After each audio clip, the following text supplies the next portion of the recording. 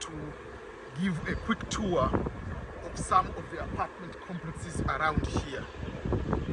So today I visit, this is one of the places here in Kansas City, where my sister-in-law lives. So a little bit kind of a very nice complex. So all these homes around here, all these homes which you can see,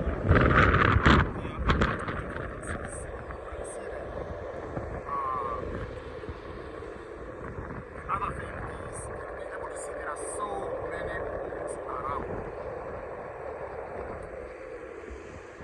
So when you come to America, and let's say you are the winner of the DV lottery, in most cases I don't advise you to just jump and go and start living in this type of apartment complexes. Sometimes these ones are not out of your price range.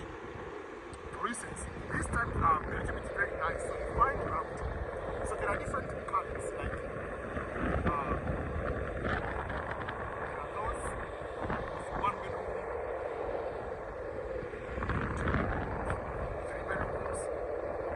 But in this nice area of like this kind of nature, you find out one bedroom, for instance, is almost 1,000. Why? Because you pay for extra things. Like you can see a small lake over there. Over there you can do a little bit of fishing. There's a place where you do barbecue, where there is a special garage. There is this one, there is this one, there is this one. So once you find or you get all those kind of things, the prices start going up. So it depends on what type of neighborhood you want to go to start living. So for instance, I'm giving an example. The one bedroom here where my sister-in-law lives, they pay almost 1,000. And then because they have dogs, they have cats, you pay more for how many you have, whatever. So those are the things, like the pet, whatever. But in a normal way, you don't need to go the first time you arrive here, oh, I have to live in these kind of areas so that you can be like, okay, I take these nice pictures, whatever. So obviously, let's say you go to a host. Obviously, if your host helps you to find an area or you find on your own, you have to find in your price range how much do you make. So, but at the beginning of when you start, obviously you might think that you make a lot by thinking, because let's say for instance you are married, for instance, and you don't have any child. You might be working so hard, and if you go to a very high expensive area, you can be able to afford it at that time. But if you're going to stay there for 1 year, you have other important bills, other important items showing you around. So that will be difficult for you to be able to do. So at the beginning, that's why we tell people, let's say for instance, if you come to this particular state, Kansas, Missouri area, for instance, where I live, when I moved from California to Missouri area, the Kansas area, I was paying about $1,000 for 3-bed apartment. It was 900, 1,000, whatever. Now that place they changed. Now it's 1,100 for 3 bedroom. So you can go to find those type of areas, and it was a nice area. And we stayed there for more than 8 months or almost a year before we bought the new house. We stayed for a year because we started from September, end of September until the following November of the following year. So we moved to our house. So the point is, you can find normal nice areas which are still affordable for the price which is good for you. That means don't rush. So this is just one of the areas I want to make sure that you see and you understand. Like the apartment depends on the state, apartment depends on the city, apartment depends on the neighborhood, apartment depends on the nature of the building itself and the facilities around to determine how much you are going to pay for that.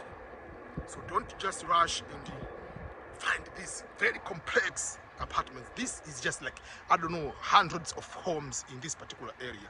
So if you go and take this particular area and you just jump because you want to show off, please don't do that. Start with something which is affordable, and then you will keep going up. That is something I want you to advise.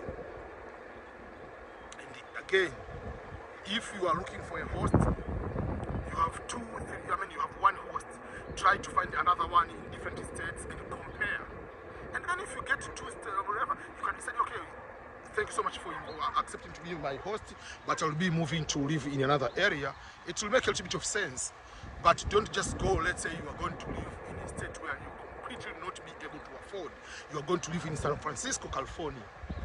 That might be very, very difficult maybe for you to be able to survive there. Even if someone tells you are going to stay there for free, but after that you cannot just jump and move to another state quick. You might end up just going to have a difficult to have even just one bedroom apartment.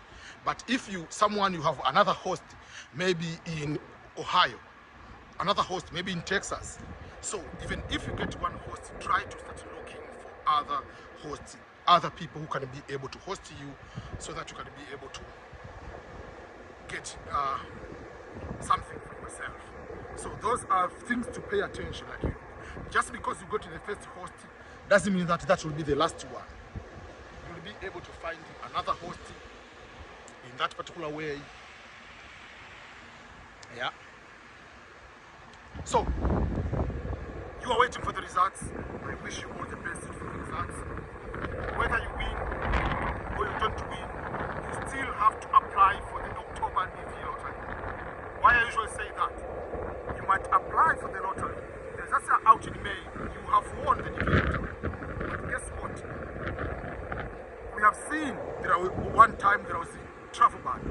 We have seen there was COVID. The immigration suspension. People didn't come to America. So all those kind of things affected people. So, but if you apply again, it gives you another chance. Maybe if you win again, what will going to happen? Whether you win, whether not you win, you have to apply again for the DV lottery again for this upcoming. It is a lottery. Each year they start like a brand new one. They're not going to consider that you won before. That means you're going to win again. But I've seen people who have won before and they have won again. I've seen people who applied, didn't win, they apply again. So if this is your 5th time you apply for the DV lottery, don't lose hope. You have to keep applying. You have to apply again. You never know. You might be one among the winners, and you never know. Let's say you are going to win. So these are some of the areas I want to show. Yeah.